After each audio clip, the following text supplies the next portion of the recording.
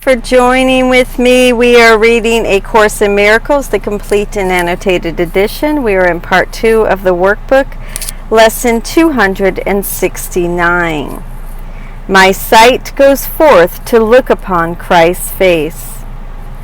I ask your blessing on my sight today. It is the means which you have chosen to become the way to show me my mistakes.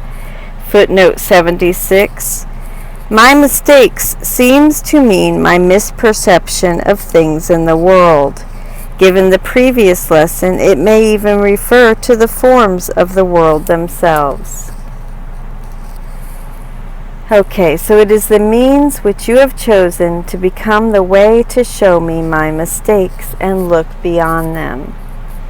It is given me to find a new perception through the guide you gave to me and through his lessons to surpass perception and return to truth.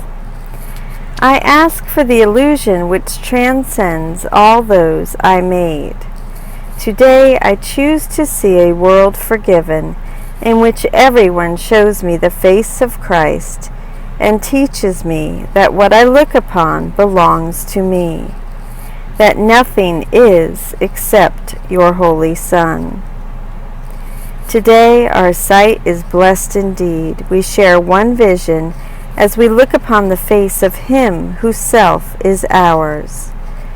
We are one because of Him who is the Son of God, of Him who is our own identity. And now I will read the commentary by Robert Perry and Alan Watson. Is the practice suggestion by Robert Perry. You may want to apply this idea specifically to people in your life. Say, my sight goes forth to look upon Christ's name in Maureen. You might then imagine a giant luminous face of Christ looming behind the body of this person as a symbol of what true perception will show you. Today's lesson, this is by Alan Watson, today's lesson is about forgiveness, about choosing in advance to see innocence in others. Let's recall a few things that earlier lessons have taught us about forgiveness. Lesson 126, giving forgiveness is how I receive it. How is this lesson on giving is receiving related to forgiveness? It discusses how, in the world's understanding of forgiveness, there is no room for us to receive anything from forgiveness. When you forgive a sin, there is no gain to you directly. If I believe in the reality of someone's sin but forgive it, it is just an act of charity to someone unworthy of it. I am giving him a gift he does not deserve. It could easily appear that I, in fact, am losing something, not gaining anything. There is no release for me in doing something like this. Only when I have truly received forgiveness for myself can I give it, and only in giving it do I recognize I have received it. I don't even know what it is. How could I recognize it? So, in order to know what forgiveness is and to know that I have it, I have to give it away. I have to see it is out there to recognize it in here. When I do, I will also begin to understand that there is no difference between out there and in here. The idea that giving is receiving, that the giver and receiver are the same, is a necessary preparation for releasing our minds from every bar to what forgiveness really is. Judgment is based on separation and differences. The sin is in someone else and not in me. He is bad, I am better. Forgiveness is based on unity and sameness. There is no other to be done to or to do it to me. We are both innocent. There was never any sin. We are all part of the same heart of love. Lesson 134. True forgiveness forgives illusions, not real sins. Here we learn that the major obstacle to learning true forgiveness is the belief that we must forgive something real. We believe that sin really exists, that injury has been done. It is impossible to forgive a sin that we believe is real. It is impossible to think of sin as true and not believe that forgiveness is a lie. Guilt cannot be forgiven. This is really a major obstacle. I can testify that it is possible for something you once thought of as sin to be seen as no more than a mistake, a call for love. I've experienced that. I didn't make the shift myself. We can't do it ourselves, but we do need to be willing to have the shift occur. I know there are many things that consciously or unconsciously I still judge and condemn as sin, as evil. Every time I encounter judgment in my mind, I need do nothing but recognize that it is there and believe that there is another way to perceive it. I affirm I am willing to see it differently. I ask for help in understanding forgiveness through this experience, and I wait. I allow myself to look at the anger, the fear, the resentment I may be feeling. I don't hide it. That just perpetuates the wrong-mindedness. I am willing to see my own feelings differently as well. I recognize that perhaps I am judging myself for feeling them. So, as I did with the external judgment, I do with the internal. I affirm I am willing to see it differently and ask for help, and I wait. What happens then is of God. A shift occurs in my mind. It may occur first in regard to the other, the sinner. It may occur first in regard to myself. Since the other and myself are one and the same, it doesn't matter how it is experienced or in what order. In the shift, I come to see something I am judging in the other or in myself as a call for love. I come to see that regardless of the appearance it takes, innocence lay behind the act. I may see that I was angry because I wanted to be close to the other person and they pushed me away. I wanted joining, oneness. There is nothing to be guilty of there. I thought I saw attack and attacked back. Now I see there was no attack. We both want the same thing. So I let go of my attack and respond with love. Or I may see how the other person was fearful, felt threatened by me somehow, and I know that I am not a threat, and so flipped out. My return attack was just the same mistake. I see there was no sin in what happened, and the whole thing can simply be dropped from my mind. Today's lesson: we see innocence when we choose to see it. My sight goes forth to look upon Christ's face. Today I choose to see a world forgiven. Seeing the face of Christ is a symbolic way of saying we see innocence. We see a world forgiven. In this lesson, we see that forgiveness is a choice. When we decide that what we want to see is innocence, we will see innocence. The Holy Spirit will give us the gift of that sight. What I look on belongs to me. If I see mistakes out there, they are my mistakes. If I see innocence, it too is my own. If I can see innocence, and I will if I choose to, I will if I ask to, it is proof of my own innocence. Only the innocent can perceive innocence. Only those who perceive innocence in others know their own innocence. The guilty will always perceive guilt. Perceiving innocence in others is the means God has given us to discover our own innocence. We can't find it if we look directly. It's like trying to see your own face. You must have a mirror. The world is my mirror. It shows me the state of my own mind. The image in the glass is only an image, only an illusion. But in this world, it is a necessary illusion. and will be until there is a knowing that exists without perception. Now, if you'll please close your eyes, I will lead you into the meditation. Lesson 269. My sight goes forth to look upon Christ's face. I ask your blessing on my sight today. It is the means which you have chosen to become the way to show me my mistakes and look beyond them. It is given me to find a new perception through the guide you gave to me, and through his lessons to surpass perception and return to truth. I ask for the illusion which transcends all those I made.